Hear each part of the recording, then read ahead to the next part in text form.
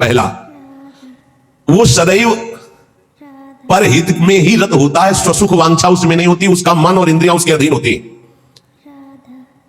जिसका मन अधीन नहीं है वो महाठग है। ये हम महापुरुषों के वचन बोल रहे हैं। जिसका मन अधीन नहीं है वो महाठग है। दैवी संपत्ति को चुरा करके आसुरी संपत्ति को प्रकट करना इस मन रूपी महाठग का प्रभाव है। जिसका मन अधीन नहीं है वो आसुरी संपत्ति वाला है। नाना प्रकार से सत भजन रूपी धन का अपहरण करवाता है मन काम क्रोध आदि से मिल करके। इसलिए जो भक्त होता है सबसे पहले इस महाठग को अपने अधीन करता है, मन को। उसकी हर बात का अनादर करके, सदगुरु की बात से इस मन को वश में किया जाता है, मन की बात का अनादर करके।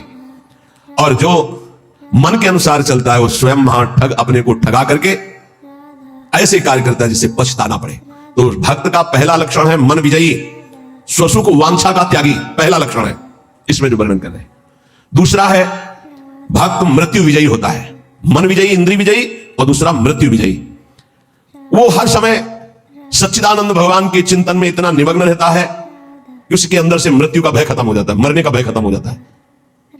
मन और इंद्रियां अधीन और मृत्यु के भय से मुक्त, भक्त का लक्षण। जिए काल बस ना परे, समुझ जियाए शरण ते डरत ना काल डर, शुद्ध भक्त का लक्षण। तीसरा, सदैव गुरुदेव और भगवान के अनुकूल ही कार्य करने वाला, जिससे गुरुदेव की आज्ञा पालन और भगवान की प्रसन्नता हो, उसके अलावा कोई भी अन्य कार्य उस भक्त के द्वारा नहीं हो सकते। अर्थात तस्मात् शास्त्रम प्रमाणन्ते कार्याकार्यो व्यवस्थितो, उसके आचरण साधुता के अनुकूल, गुरु के अनुकूल, शास्त्र के अनुकूल, भगवान के अनुकूल। श्री कृष्ण अनुकूलेन प्रतिकूलस्य वर्जनम, प्रतिकूलस्य वर्जन, प्रतिकूल को त्याग दिया, विसर्जनम पूर्ण रूप से त्याग दिया।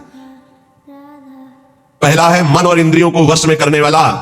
अगर मन और इंद्रियों को वश में नहीं किया तो महाठग होगा, क्योंकि मन बहुत ठगी है। वो सारी देवी संपदा को चुराकर आसुरी संपदा प्रकाशित करता है, इसलिए उसका स्वभाव ठगी हो जाएगा। जो मन और इंद्रियों को वश में नहीं किया, ठगी का मतलब पाखंड, बाहर से बड़ा और अंदर से पोला, अंदर से वही काम क्रोध लोभ मोह मद की प्रवृत्तियां, वही धन, वही भोग वासनाएं। बाना कुछ और है और आचरण कुछ और है। दूसरा है मृत्यु पर विजय प्राप्त की, मृत्यु के भय का नाश हो गया, वही भक्त है। पहला लक्षण शरणागति में आता है निर्भय है, मृत्यु का भी भय खत्म हो गया है। तो जो साधक है वो चल रहा है, लेकिन वो मृत्यु से थोड़ी डरता है, वो तो चल रहा है प्रभु की तरफ। और जो प्रभु का भक्त हो चुका है उसके अंदर मृत्यु का भय कैसे होगा। तीसरा, भूल न दे कुमारक पाऊं, गुरु और इष्ट के प्रतिकूल आचरण बन ही नहीं सकता भक्त के द्वारा। वो सदैव गुरुदेव की आज्ञा और इष्ट देव की प्रसन्नता पर ध्यान रखकर कार्य करता है। चौथा, सदैव देखता रहता है कि मेरे गुरुदेव, मेरे इष्ट देव मुझे देख रहे हैं, मैं जो भी आचरण कर रहा हूं मेरे गुरुदेव देख रहे हैं, मेरे इष्ट देव देख रहे हैं। एक शिष्य बनने के लिए दो लोग गए, गुरु ने दोनों को तरबूजे दिए, कहा एक तुम जाओ ऐसी जगह से अमनिया करो जहां कोई देख ना रहा हो, ऐसी जगह जाके काटो जहां कोई देख ना रहा हो। एक आए, थोड़ी देर में काट के बैठे, बोले उसको भी आ जाने दो। शाम तक घुमा, लौट के ऐसे पूरा रख दिया। जिसे अमनिया किए हुए बैठे थे उनसे पूछा कि तुम बहुत जल्दी आ गए अमनिया करके, कहा? बोले प्रभु एक ऐसी एकांत स्थल में गया, आसपास देखा कोई नहीं था, चिड़िया भी नहीं थी, वहां से काट के ले आए। अच्छा, आप क्यों नहीं शाम तक घूमते रहे? बोले प्रभु मुझे कोई ऐसा स्थान नहीं दिखाई दिया जहां आप न हो। आपने कहा था कोई न हो, तो मुझे कोई ऐसा स्थान नहीं दिखाई दिया, क्योंकि अखंड मंडलाकारम व्याप्तम चराचरम, आप चराचर में व्याप्त मेरे गुरुदेव हैं, मेरे गुरुदेव देख रहे हैं। इसलिए आपने कहा था कोई न देख रहा हो, तो प्रभु हर समय आप मुझे दिखाई दे रहे थे, इसलिए मैंने काटा। जो काट लिए थे उनसे कहा तुम तरबूज पाओ और निकल लो, तो तुम्हारी दीक्षा नहीं होगी। और जो नहीं काटे थे उनसे कहा तुम दीक्षा के अधिकारी हो। ये चौथा, जो हर समय ये देख रहा है कि मेरे गुरुदेव मुझे देख रहे हैं, मेरे इष्ट देव मुझे देख रहे हैं, मैं जो भी आचरण कर रहा हूं मेरे गुरुदेव देख रहे हैं। पांचवा, ये भक्त का लक्षण, अपने परिवार से तनिक भी मोह ना होना। भगवत, चाहे गृहस्थ हो चाहे विरक्त, भगवत भाव होना, मोह ना होना। मोह गए बिनु राम पद होई न दृढ़ अनुराग। भगवान की ही तरफ हर वृत्ति, सब में भगवत भाव, मोह किसी से नहीं। और छठवां, महान दुख विपत्ति को आदर पूर्वक मुस्कुरा कर सहना। समझ में आ रहा? ये है भक्त के लक्षण। महान दुख, जो गुरु भक्त होता है उसमें दया, नम्रता, साधुओं से प्रेम, दंभ शून्यता, असंगता, निष्कामता, तीव्र वैराग्य, शांति, एकांतवास, केवल भगवान से संबंध, ये 10 बातें जागृत हो जाती हैं जो ये गुरु की शरणागति लेकर के आराधना करता है। सज्जन, साधुजन, भक्तजन उसे ही कहते हैं जो किसी भी माता बहन में काम भाव न देखे, जो किसी से धन लेने की चाह न करे, जो दूसरे के दुख को देखकर स्वयं दुखी हो जाए, और जो हर समय ईश्वर को अपने सामने रखता है उसे कहते हैं साधु, उसे साधु कहते हैं, चाहे वो गृहस्थ हो चाहे विरक्त हो। फिर किसी भी स्त्री की तरफ काम भाव न करना, दूसरे के धन लेने की भावना का त्याग करना, दूसरे को दुखी देखकर स्वयं दुखी हो जाना, और हर समय ईश्वर के सानिध्य का अनुभव करना। सर्वत्र भगवान है तो यहां भी भगवान है, सबके भगवान है तो मेरे भी भगवान है, सब समय भगवान है तो इस समय भी भगवान है, सबको देख रहे हैं तो मेरे को भी देख रहे हैं। श्री भगवान का अखंड स्मरण, सब में समता का व्यवहार, संतों में विशेष भाव, नम्रता और प्राणी मात्र में भगवत भाव, ये स्वाभाविक भक्त के अंदर आने लगते हैं। जो विषयों का संग्रह, भोगों का चिंतन, दूसरे शरीरों का आकर्षण भोग वासना से और रुपया पैसा की प्रियता, वो महामूर्ख है, वो भगवान का भक्त नहीं हो सकता। महामूर्ख इसलिए कि मूर्ख उसे कहते हैं जो कबाड़ बटोरता है, बुद्धिमान उसे कहते हैं जो कीमती वस्तु लेता है। कीमती वस्तु हरि नाम है, भगवान को छोड़कर कबाड़ बटोर रहा है। भेष बहुत अच्छे व्यापारी का है और कबाड़ बटोर रहा है।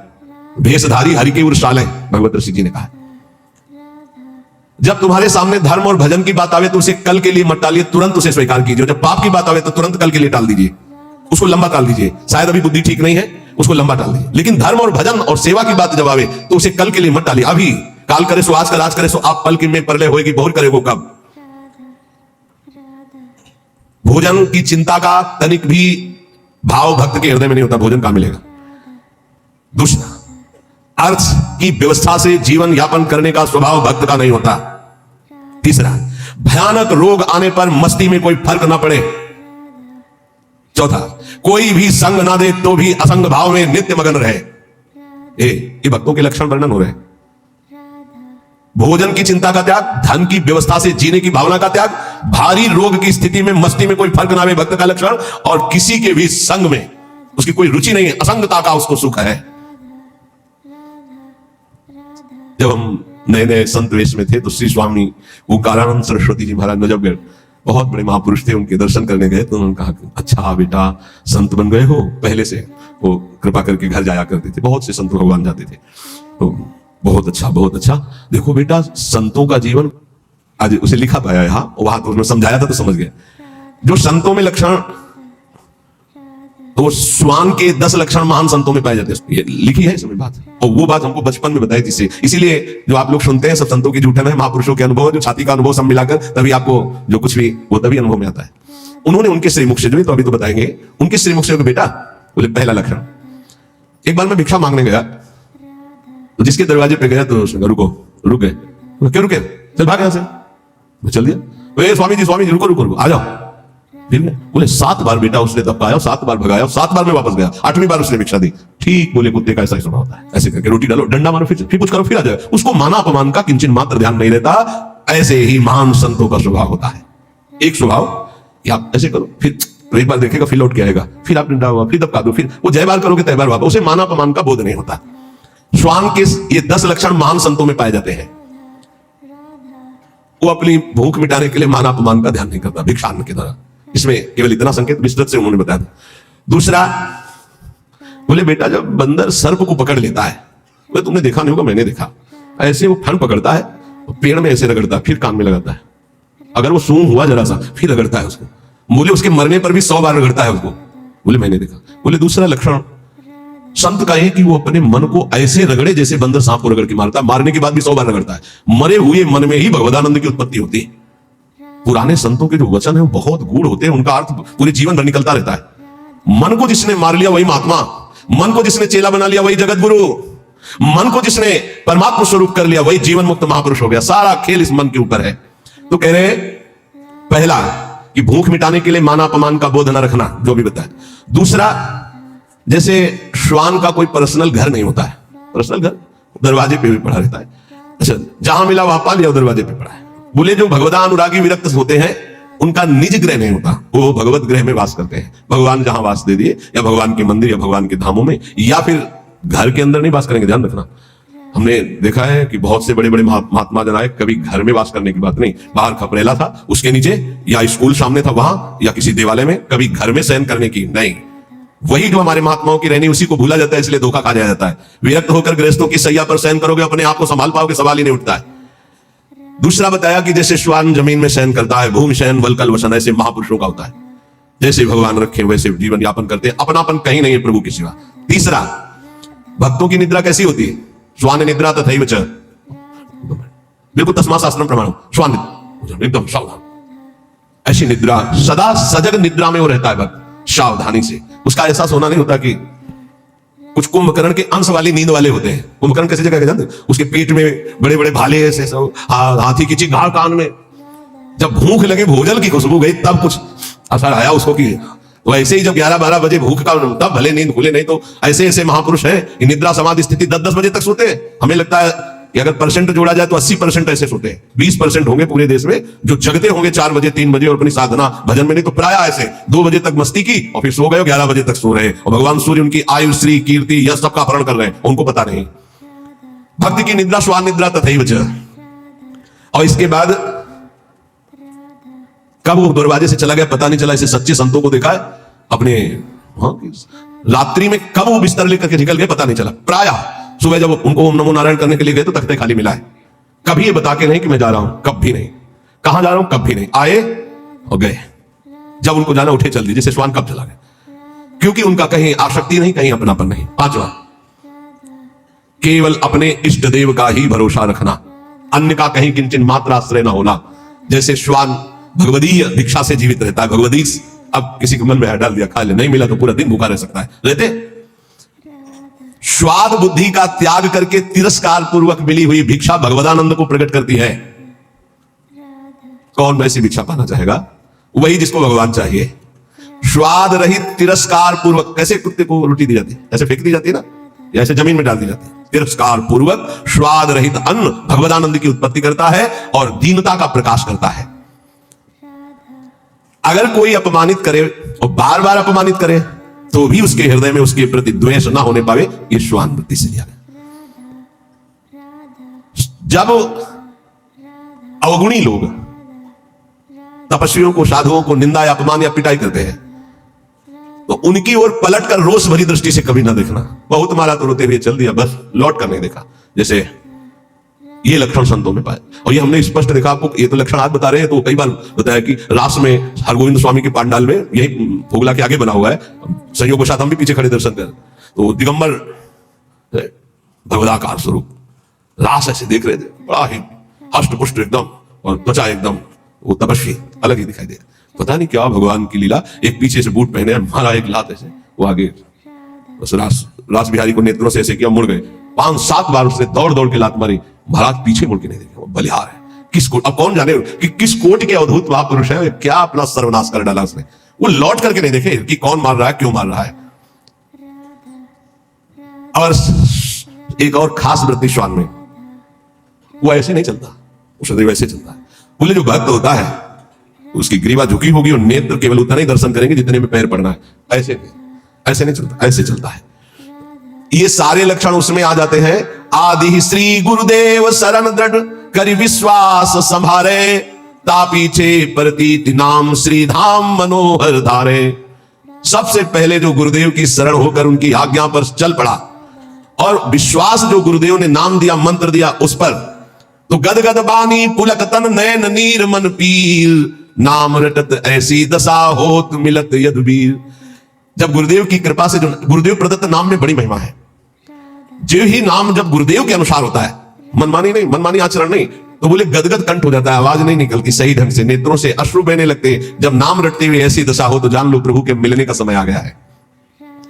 नवधा दशधा परा रस रूपा भक्ति विचित्र, विविध भाव अनुराग सुख नामाधीन सुमित्र।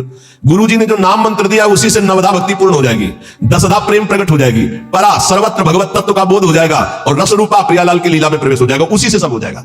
तुम पकड़ो गुरु जी के प्रदत्त जो नाम है, मंत्र है, विविध भाव अनुराग सुख नामाधीन सुमित्र। ऐ सुंदर मित्र मेरी सलाह मान ले, गुरुदेव प्रदत्त नाम से नवधा दशधा परा रस रूपा भक्ति विचित्र और विविध भाव अनुराग सुख नामाधीन सुमित्र। जो गुरु प्रदत्त नाम है वो नवधा भक्ति पूर्ण कर देगा, वो तुम्हारे हृदय में दशधा प्रेम प्रकट कर देगा, परा तत्वबोध प्रकट कर देगा, रस रूपा लीला प्रवेश करा देगा, विविध भावों के द्वारा आराध्य देव की सेवा, ये सब नाम से प्राप्त हो जाता है। जौलो रग रग से नहीं सुधन नाम निज सार, निकषत परम प्रकाश में मधुर मोहब्बत यार। ए मित्र, जब तक तुम्हारे रोम रोम में नाम की धड़कन नहीं समा जाएगी तब तक ये मोहब्बत नहीं होगी प्रभु से, प्यार नहीं होगा प्रभु से। इसलिए रटिलो मन मन लीन सहित श्री नाम ही तोलो, सब कलम से एक भक्त ने प्रश्न किया कि दिन दुना रात चौगुना भक्ति बढ़े, ऐसा साधन बताइए। एक ही ऐसा साधन है, मन मन से, बस नाम मन मन से। अगर दिन दुना रात चौगुना भक्ति न बढ़े तो आप उनसे बताइएगा। ये सब बाहरी सेवाओं का, बाहरी कार्यों का फल है कि आपका अंदर का चिंतन तैल धारावत इष्ट देव में हो जाए। पूरे जीवन के लक्ष्य की बात कह रहा हूं। हमारी गुरुदेव भगवान के प्रदत्त यही बचपन से निष्ठा बन गई थी कि एक भी श्वास खाली नहीं जानी चाहिए। बस ये अहोभाग्य कि हमें गुरुदेव भगवान ने बचपन में ही ये सूत्र डाल दिया था, एक भी श्वास सुमिरन के बिना जाए तो धिक्कार तुम्हारे जीवन को। तो ना माला में ना गणना में, इस पे हमारी कभी रुचि नहीं रही। गायत्री जी के सिवा गायत्री अनुष्ठान के लिए जो नियम दिया गया था उसमें गणना थी कि उसका पुरस्चरण पूरा करने के लिए इतने माला, इतने घंटे, वो छोड़कर इसके अलावा कभी गणना में नहीं बुद्धि रही, श्वास पे बुद्धि रही। बोले जब मन और मन दो मन है, एक है जो असत मार्ग में जाता है और एक है जो सत मार्ग में। वही मन जलता है कि मैंने ऐसा क्यों किया, और वही मन करवाता है। तो मन दोनों, हमारा जो असत मार्ग का मन, सत मार्ग का मन, जब दोनों एक होकर केवल मन नामाकार हो जाए, दो मन से सौदा होता है। कर लूं क्या यार, ये करना सही रहेगा कि नहीं रहेगा, नहीं सही रहेगा, नहीं यार कर लेते हैं। ऐसे प्रत्येक कर्म जो होते हैं संकल्प विकल्प करके, संकल्प विकल्प खत्म, एक निश्चय पक्का बुद्धि का कि नाम ही सर्वोपरि है। अब वो मन में निरंतर नाम रहा है। तो बोले फिर जो आनंद प्रकट होता है, वो आनंद एक बार प्रकट होता है, फिर कभी नष्ट नहीं होता, वो बढ़ता रहता है। वो बड़े बड़भागी जन है जो इस नाम में अपनी रुचि कर पाते हैं। पर जो अशुद्ध भोजन पाते हैं, चोरी करते हैं, मस्खरी करते हैं और पर नारी पर शरीर स्पर्श करते हैं काम भोग के लिए, और वो चाहते हैं कि हम भजन कर लें या भक्त रूप रख के निर्वाह कर लें, तो बोले वो पाखंड है, वो दंभ है, नहीं भजन नहीं। फिर देख लीजिए, जो अच्छा भोजन करना चाहते हैं, जो हंसी मस्खरी मजाक में समय व्यतीत करते हैं, जो पराई नारी पराई तन को काम भाव से स्पर्श करते हैं और चाहते हैं कि मैं दीदार करूं प्रभु का, भजन करूं प्रभु का, भक्त वेशधार, बोले दंभ है, वो पाखंड है। इसलिए इन बातों का सुधार हमारे जीवन में रहे। जवान का चटोरापन छोड़ दिया जाए। बहुत खा लिया यार, कितना खाओगे, आज ये कल वो कल वो, तुम्हारी इच्छा नहीं होनी चाहिए। इच्छा रहित भोजन करो। देखो ये बात बैठा लीजिए, बहुत जरूरी है। इच्छा रहित, इच्छा क्या है तुमसे खुद पूछा जाए तो तुम्हारे हृदय में ढूंढने पर इच्छा ना निकले। आज क्या बनाना चाहिए, तो आपके हृदय में ही नहीं आना चाहिए कि क्या बनाना चाहिए, ये नहीं होना चाहिए। तो ये चटूरापन गया, मस्खरी, हंसी मजाक है। नारायण हरि भजन में पांचों स्वभाव, विषय भोग, निद्रा, हंसी, जगत प्रीति, बहुबात। कुछ साधकों का स्वभाव होता है चुटकी लेना, मजाक करना, विनोद करना। हमें लगता है सुधार करना चाहिए इस पर। उदासीन गंभीर स्वभाव, किसी भी शरीर को काम भाव से स्पर्श न करे। देखो अलग अलग होता है, अंदर का भाव होता है, बच्चों को, बच्चियों को, या किसी भी शरीर को। अगर आपको शुद्ध भजन में चलना है तो एक, फिर हम वहीं आ गए मोबाइल में। कल एक बच्चा बहुत विकल होकर रो के सभा में कह रहा था ऐसे, उनका नाम जब करो बच्चा इससे ठीक हो जाए। बोले कुछ नहीं रहेगा उपाय। उत्साह रहे तुम्हारे ऊपर, बताएं तुम्हें क्यों उपाय नहीं रहेगा। तुम गंदी बातें देखते हो ना मोबाइल में, जी गंदी क्रिया करते हो ना जी। अगर आप यहां तो शास्त्र में लिखा है स्पर्श मत कीजिए काम भाव से किसी भी शरीर को, चाहे पुरुष शरीर हो, चाहे स्त्री शरीर, चाहे बच्चा, किसी को भी। वैसे तो ऐसे क्यों स्पर्श करो किसी को, पर अगर कभी तो किसी को उठाने के लिए, गिराने के लिए क्यों स्पर्श करो काम भाव से। अगर आप मोबाइल रखते हो तो भैया बचना, बहुत खतरनाक है और बहुत अच्छा है, दोनों बात। अच्छा है कि सत्संग सुन के आप सुधार कर सकते हो। बुरा इतना है कि सबसे ज्यादा खतरनाक ये है, नवीन अवस्था में जिस प्रपंच से बचने के लिए हम एकांत सेवन करते हैं, उसी एकांत में सिटकिनी बंद करके, ये मोबाइल से जो आजकल देखने का गलत, ये बहुत बड़ा संस्कारहीनता पैदा करता है। ए भाई, अगर आपको कोई ज्यादा आवश्यक हो तो इतना बड़ा मोबाइल नहीं आता, वो 2000 वाला वो रखो, उसमें वो शीशा नहीं होता, वो देखने वाला, जिसमें वो आप चित्र देख सके। हमें लगता है साधकों के लिए बढ़िया है। और सुनने के लिए वो ऐसे इतने आते हैं गोले से, उनमें ऐसे चिप लगा दो, अपना बोलते रहेंगे सत्संग। 350 घंटे का सत्संग, कितना सुनोगे? 1 घंटे के सत्संग में भगवत प्राप्ति हो जाएगी अगर आचरण में उतार ले तो। उसको रखना जरूरी है। इतने बड़े बच्चे ज्यादा पसंद करते हैं उसको, नौजवान ज्यादा पसंद करते हैं। क्यों? थोड़ा उसमें इज्जत भी बनती है ना, वो बड़ा वाला। हमें लगता है बच्चों भाई हाथ जोड़ के प्रार्थना करते हैं, इस मोबाइल से बड़ा सद्गुण भी है और इससे बड़ा दुर्गुण, और ये दुर्गुण आ गया तो ब्रह्मा भी नहीं बचा सकते, क्योंकि रचा ही उन्होंने कलयुग में इसीलिए कि जल्दी कलयुग में भगवत प्राप्ति हो जाती है। तो उन्होंने विचार किया, जैसे जिस समय सृष्टि रची तो सनक सनंदन सनातन सनत कुमार प्रकट होते ही बोले बेटा सृष्टि कार्य, बोले हरि शरणम, लंगोटी भी नहीं लगाई, दिगंबरे निकल पड़े। ब्रह्मा जी ने दूसरी सृष्टि प्रकट की, मरीचा ऋषि, बोले पिताजी आज्ञा कीजिए, बोले सृष्टि रचना, बोले संभव नहीं, भजन। ब्रह्मा जी ने कहा कुछ और विचार करना पड़ेगा।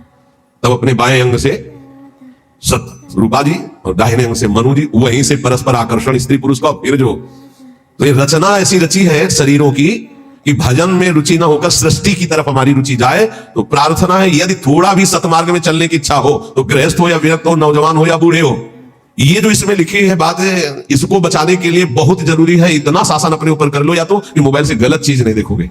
देखो जितने लोग यहां बैठे हो, हमें लगता है नहीं देखते होगे, और अगर कोई भूल से देखता हो तो आज कसम खाओ कि कभी गंदी बात मोबाइल से नहीं देखेंगे। जिनके कान में सत्संग पड़े बाहर भी, तो मान लो कि तुम वृंदावन में बैठे हो, कसम खा रहे हो वृंदावन में कि आज से मैं मोबाइल से गंदी बात नहीं देखूंगा। हो गई बात। सब कोई जो नहीं, वैसे हमें 100% विश्वास है कि यहां जो बैठे काय को देखेंगे, लेकिन कुछ परसेंट ऐसा हो सकता है। आज से कसम है जितने यहां बैठे हैं, जो नहीं देखते हैं उनको राधे राधे प्रणाम, बढ़िया बात है, आप बहुत अच्छे हो। और जो देखते हैं, श्री जी जानते हैं, आज से कसम है उनको जो आज से गंदी बात देखें। जो बाहर सुने या तो सुने, यही से बंद कर देना, स्विच ऑफ कर देना अगर तुम्हारे कान में शब्द पड़े हो। अगर सुन लिया पूरा तो तुम्हें भी कसम है तुम गंदी बात नहीं देखोगे मोबाइल में, जहां तक बाहर चली जाए बात। क्योंकि बहुत हमारे नवीन पीढ़ी को नाश करने के लिए ब्रह्मा जी के द्वारा ऐसी बुद्धि दे दी गई कि ऐसा यंत्र रचा गया। और बहुत धन्यवाद है मोबाइल रचना को कि विदेश में भी बैठे हुए वृंदावन में क्या सत्संग हो रहा है वो सुन रहे।